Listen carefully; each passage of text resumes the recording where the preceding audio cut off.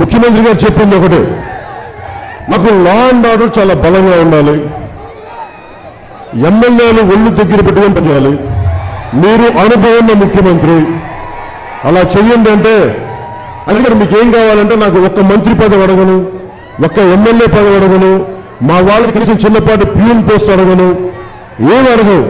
మేము అడిగేదల్లా మొత్తం ప్రజలందరినీ కులాలకి మతాలకి ప్రాంతాలకి అతీతంగా సమాన న్యాయం చేయండి, ఎమ్మెల్యేలని ఒళ్ళు దగ్గర పెట్టుకుని పనిచేసేలా చేయండి అంటే ఆయన అది తప్ప అన్ని చేశారు. ఎమ్మెల్యేలు చూస్తే పిఠాపురం ఎమ్మెల్యేనే వర్మ గారంటే నేను జనరల్గా పేర్లు పట్టను. నాకు ఎమ్మెల్యేలతో కూడా ఒకటే సమస్య ఏంటంటే, మీరు ప్రజలు ఓట్లు వేస్తే వచ్చిన ఎమ్మెల్యేలు మీరు అశోకుడిలాగా ప్రతాపరుద్రుడిలాగా యుద్ధాలు చేసి జయించుకుంటున్న సామ్రాజ్యాలు కావు. మేము ఓట్లేస్తే మా ఓటు అనే ఆయుధంతో నువ్వు తీరం దాటావు, బోటు వేసుకుని తీరం దాటావు, మర్చిపోదు. నువ్వు మా ఓట్లు వేయించుకొని మా తలను దర్శనం చేస్తామంటే మేము కూర్చోడానికి ఏమైనా మేమందరం బానిసలు అనుకుంటారా? మీరందరూ ఎలా కనిపిస్తున్నాయా మీ అందరికీ? ఆ దొందులూరు ఎమ్మెల్యేకి ఏమో కూర్చోబెట్టి అక్కడ ఆడపడుచుకుంటారు, అక్కడేమో దళిత కులాలను మాది కులాలకు సంబంధించిన వ్యక్తులని అక్కడ మేము అంబేద్కర్ జెండాల్ని ఆ గాలిలోకి ఎత్తి ఆయన స్ఫూర్తిని మేము చాటిస్తామంటే తెలుగుదేశం నాయకులు దళితుల్ని కూర్చోబెట్టి మీరు వాళ్ళ కులాల పేర్ల మీద కలకల్లారాన్ని దూషిస్తా ఉంటే ఒకవైపు మీరు ఇక్కడేమో ఎమ్మెల్యే ఆడపడుచు మీద దాడి చేయించిన పని చేయలేదు చెప్పండి. పని చేయకపోతే పని చేసే వాళ్ళ అధికారులు చేసి చేయించారు, మీరెవరు చెప్పడానికి? మీరే చేయడానికి ఆడపడుచుల మీద తోలు తీస్తాం, పిచ్చి పిచ్చి వేషాలు వేశారంటే ఆడపడుచుల మీద ముఖ్యమంత్రి తమాషాలుగా ఉందా మీకు?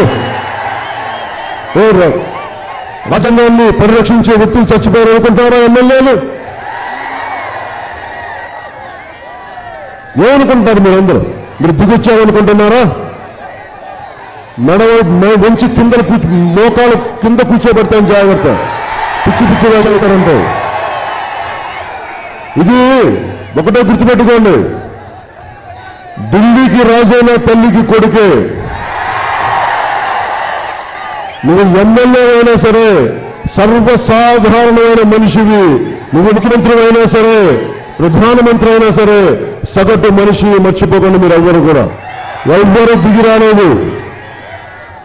శ్రీపాద వల్లభుడు పీఠమైన చోట నుంచి చెప్తున్నాను, ప్రతి ఎమ్మెల్యే ఎంపీ ఒళ్ళు దగ్గర పెట్టుకొని పెట్టండి.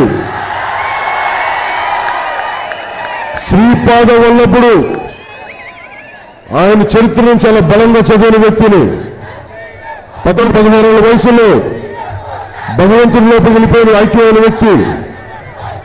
ఆయన మాటలుగా చెప్తా ఉన్నా, ఎమ్మెల్యేలు ఎంపీలు దౌర్జన్యం దోపిడీ చేసే వ్యాపారవేత్తలు మీరు చేసే పాపాలు పండుతా ఉన్నాయి. నెల్లూరు వెంకటేశ్వరం చెప్పినట్టుగా అవధూత మీరు చేసిన పాపాలు చూసి చింతకాయల్లో రాలిపోతారు, మీకు సపోర్ట్ చేసిన వాళ్ళు దీపావళి టపాకాయల్లో పేలిపెట్టే జాగ్రత్త. మీరెవ్వరూ అతిథులు కాదు, మీరు ప్రకృతిని అడ్డగోలుగా ధ్వంసం చేస్తా ఉన్నారు. వంతాడ గ్రామానికి వెళ్తే ఎటువైపు చూసినా దాని పొడుగుతా ముఖ్యమంత్రి గారి ఫోటోలు, వన మహోత్సవం అంట, మొక్కలు పెంచండి, వన దేవతల్ని హత్తుకోండి అని చెప్తా